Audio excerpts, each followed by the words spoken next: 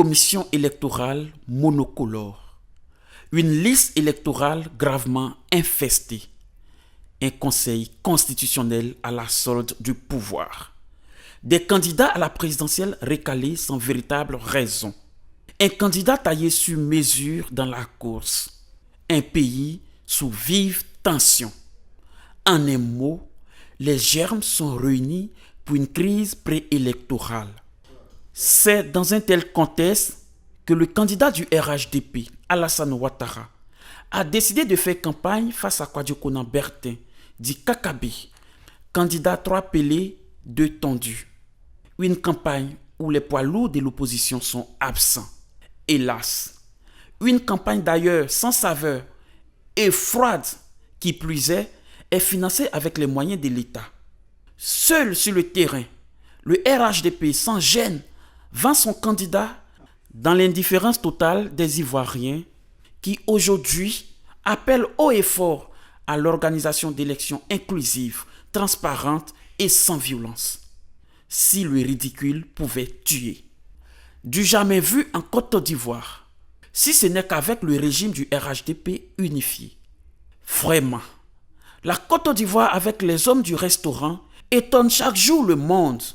Que des balais diplomatiques pour amener le chef de l'État, Alassane Ouattara, au dialogue. Que nenni. Et pourtant, ces gars du restaurant se font appeler oufouettis. Que du flafla. Pourquoi M. Ouattara refuse-t-il le dialogue afin de lever tous les obstacles pour la tenue d'élections transparentes, inclusives et sans violence?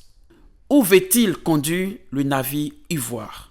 Quand on aime son pays, on le préserve de tout mal. Les hommes du restaurant aiment-ils vraiment la Côte d'Ivoire? Le désormais ami de longue date de M. Ouattara, l'ex-ministre Marcel Amontano, a la réponse. Aucun Ivoirien ne fera à ses frères ivoiriens ce que Alassane Ouattara nous fait. Aucun Ivoirien ne prendrait la Côte d'Ivoire en otage. Nous sommes la Côte d'Ivoire de la majorité. Nous en avons marre. Dites-lui de libérer notre pays et de nous le rendre. Le pays de la fraternité, le pays de la liberté, le pays de l'amour.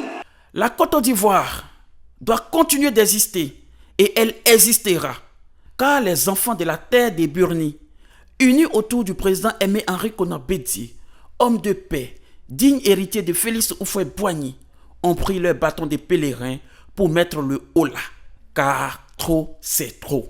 Un peuple uni jamais ne sera vaincu. Un peuple uni jamais ne sera vaincu. Du fond de ce stade, Félix Houphouët-Boigny, que vos voix puissent monter au firmament, traverser le plateau, parcourir le plateau et rejoindre Alassane Ouattara là où il est pour qu'il entende qu'un peuple uni jamais ne sera vaincu.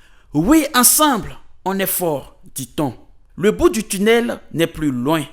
Le soleil va bientôt se lever et la page triste de l'histoire de la Côte d'Ivoire avec le RHDP unifié sera enfin un lointain souvenir.